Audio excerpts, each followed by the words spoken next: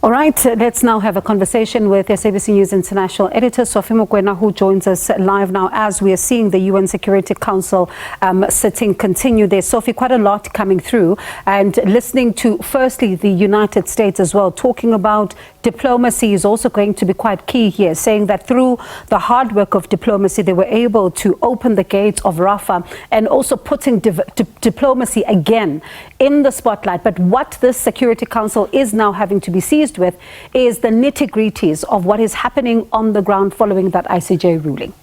Well, clearly, America, again, it was clear that they are in support of Israel. However, they agree that something must happen in terms of a humanitarian pause. That's what they call it, or the ceasefire.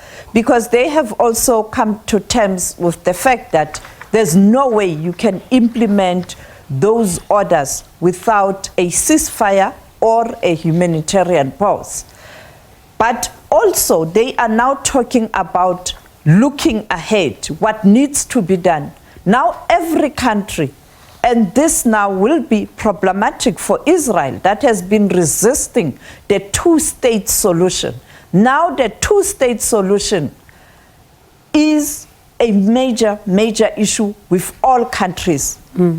Benjamin Netanyahu has been at the forefront of blocking discussions and the implementation of the two-state solution. He said this, many times.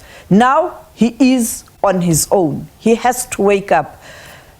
The last thing, what is important is that there's an agreement that ordinary Palestinians are suffering. You have to speed up humanitarian assistance or aid. Unfortunately, you have this NGO that has been working in Palestine, not only in Gaza, including West Bank, including in camps in Syria, in camps in Lebanon, embroiled in this controversy where its members are allegedly having been involved on the 7th of October when people were attacked, that Israel main issue.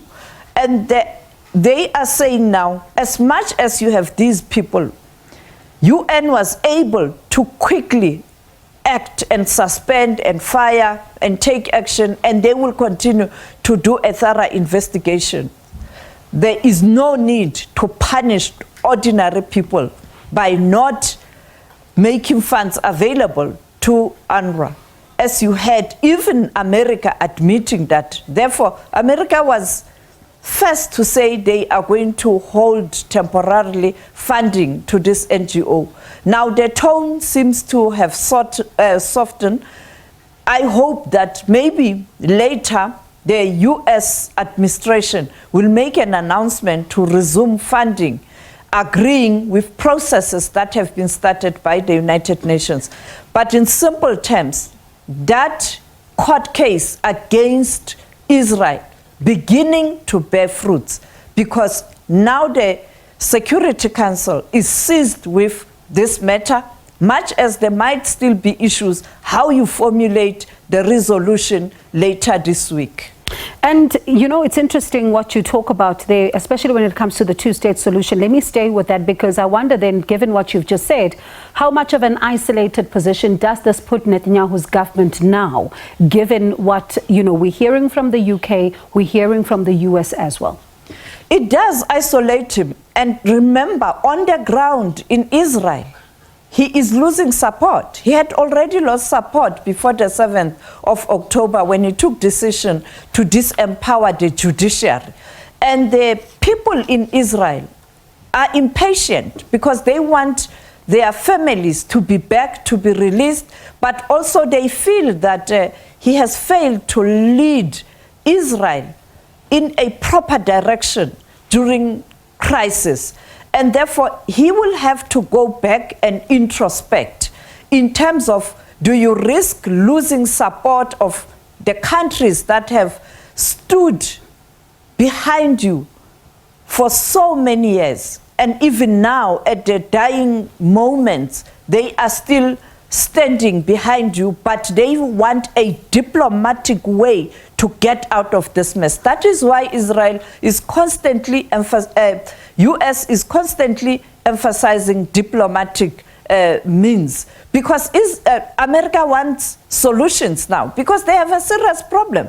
It's their military that was used to attack. They can be hauled before the International Criminal Court, that is the ICC, or the International Court of Justice, when the merits of the case of South Africa is heard. And therefore, too, they are facing elections, and the incumbent is becoming very unpopular in terms of the Muslim constituency majority who voted for him during his first term. And therefore, you can see America now is scrambling for a diplomatic solution. And I think Israel will have to look at this. But unfortunately, the ministers in this cabinet are really right-wing and very difficult, and they are making Benjamin Netanyahu's task also to find a way out of this very difficult. And also you had America saying that they are currently engaged in a very sensitive negotiations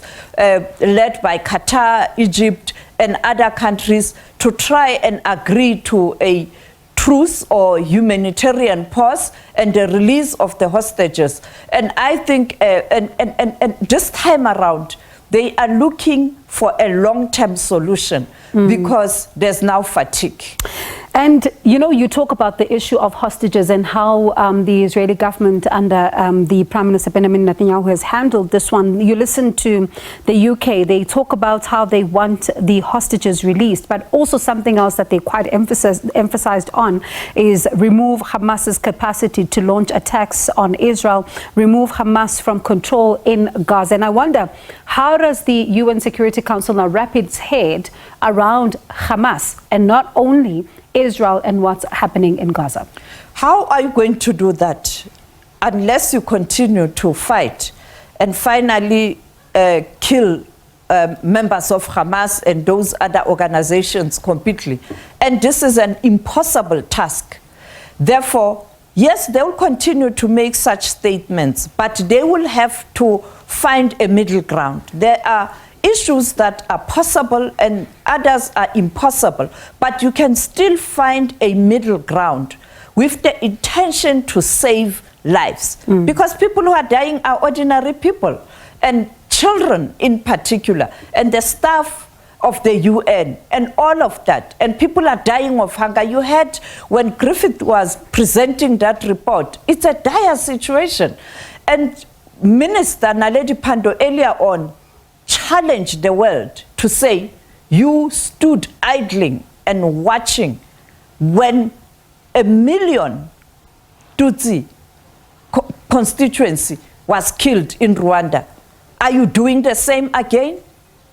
So I think these are the answers that perhaps these powerful nations must answer. And I think that is why the Secretary General, Antonio Guterres, is working so hard to try and find a solution. You would recall how the late Kofi Annan, even in his dying moments and years and months, he lamented the fact that the world couldn't save 1 million population of Tutsis. And quite a lot still to come in the UN Security Council. We're still going to be hearing from Palestine, Israel, as well as South Africa, Sophie. And we'll continue then to speak to you throughout the course of the evening. And also even earlier on, while all of this is happening, DIRCO Minister Dr. Naledi Pandor saying that countries must continue to push for a ceasefire in Gaza. We continue to watch the UN Security Council for you and take you back there as soon as it gets. In fact, Palestine, Israel, and South Africa also speaking, because these are quite the big players as well in what we have been seeing happening here. So we'll give you more of that on the other side of 7 o'clock.